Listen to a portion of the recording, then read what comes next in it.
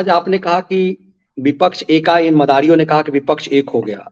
मैं भी वही कह रहा था कि न नीतीश कुमार दिखाई दिया, न ममता बनर्जी दिखाई दी, बहुत सारे लोग नहीं दिखाई दिए, लेकिन जो दिखाई दिए वो डर इस बात का है कि जेल उनको भी जाना है।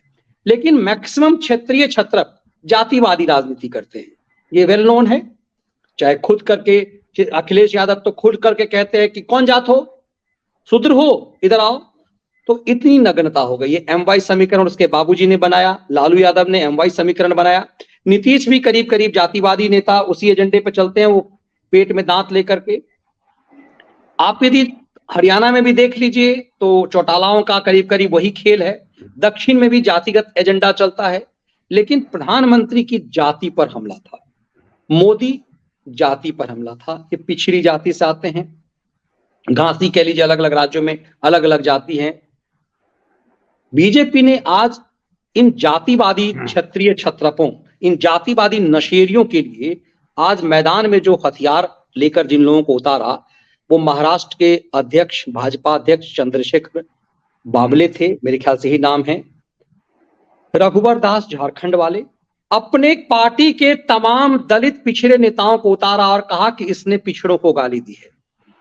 तो ये जो विक्टिम कार्ड खेलने की प्लानिंग इन लोगों की है, कि आपको लगता है कि बीजेपी ने उन्हीं के हथियार से उन्हीं को मारने की कोशिश की है कि तुमने जातिगत इस तरह की बातें की, प्रधानमंत्री के जाति को हमला किया।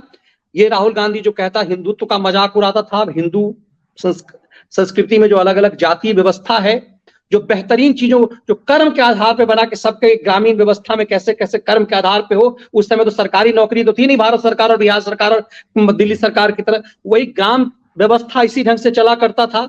इसीलिए जाति व्यवस्था बनी कि सबका अपना अपना कर्म के आधार पर है। आज उस पर चोट मारा एक तरह से राहुल गांधी, और बेशर्मी से कह रहे हैं कि हम माफी नहीं मांगेंगे। हाँ, ये अलग अलग स्टैंड में देख रहा था। इन कास्ट के लिहाज से उन्हीं के हथियार से क्या उन्हीं को मारने की कोशिश की जा रही कि यदि लालू यादव का बेटा यदि ये एजेंडा उठाएगा तो मैसेज जाएगा कि तुम पिछड़ों की राजनीति करते हो, और राहुल ने ये काम किया है। तो क्या उसी के हथियार से राहुल उसी को मारने की नई प्लानिंग है, नया एजेंडा है सरकार का? नहीं, प्लानिंग एजेंडा का मनीष जी सच का आईना है। ये जरा गौर करिए आप कि एक ही घटना जो है वो मनीष जी पूरा दूध का दूध पानी का पानी कर देती है। कि हम सब ने देखा, हम लोगों ने तो अपने कार्यक्रम में बड़े स्पष्ट दिखाया था। उस दिन बड़ी लंबी इस पर डिस्कशन किया था कि अब 82 वर्ष की उम्र पार्टी का राष्ट्रीय अध्यक्ष मल्लिकार्जुन खड़गे उसके नाक निकाल के उसके कोर्ट पे पूछ रहा था, क्या ये क्या इसकी औकात है कि चिदम्बरम के कोर्ट पे पूछे? नहीं मनीष जी, चिदम्बरम ऊंची जात का है। ये क्या दिग्विजय सिंह की पूछ सकता है? नहीं, ऊंची जात है। ये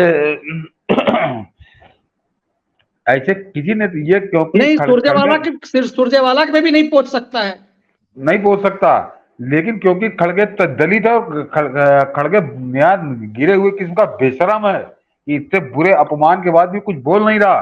तो दलितों की इसके मन में क्या, इसके धारणा है, इसके मन में क्या उनकी छवि बना के रखे है, तो वही दलित और पिछड़े की जो बात करता है ये नाटक करता है भाई। इसके मन में क्या है, ये जो जिस दिन इसने खड़गे की नाक कोर्ट में अपनी नाक पहुंची मनीष जी, उस दिन भी हम लोगों ने कहा था कि वो छोटी घटना नहीं है।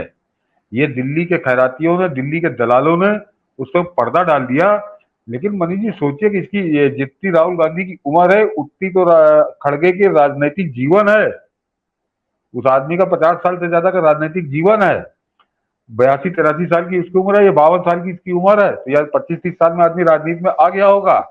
उस आदमी के कोर्ट में अपने नाक से निकाल के कर रहा है, नाक पहुंच रहा है, तो क्यों? क्योंकि सिर्फ दलित है और कोई मने का ना। अगर इसकी यही आदत होती तो ये कभी चिदम्बरम के कुर्ते में पहुंचते हुए मिला होता, कभी दिग्विजय सिंह के कुर्ते में मिला होता, कभी जयराम रमेश के कुर्ते में पहुंच रहा होता न, क्योंकि उसको मालूम है कि ये आदमी कुछ नहीं कहेगा, ये छोटी जात का है, ये दलित है। इसलिए तो ये इनकी मानसिकता है। तो बीजेपी ने जो काउंटर ये नाटक करता है ना, दलित आदिवासी दलित आदिवासी, तो वो बीजेपी ने अगर काउंटर अटैक के लिए अपनी फौज उतारी तो बिल्कुल ठीक उतारी है, उतारनी चाहिए उनको, ताकि ये पूरी तरह से नंगा हो। और सबसे खास बात है, पता नहीं बीजेपी क्यों क्या इंतजार कर रही है।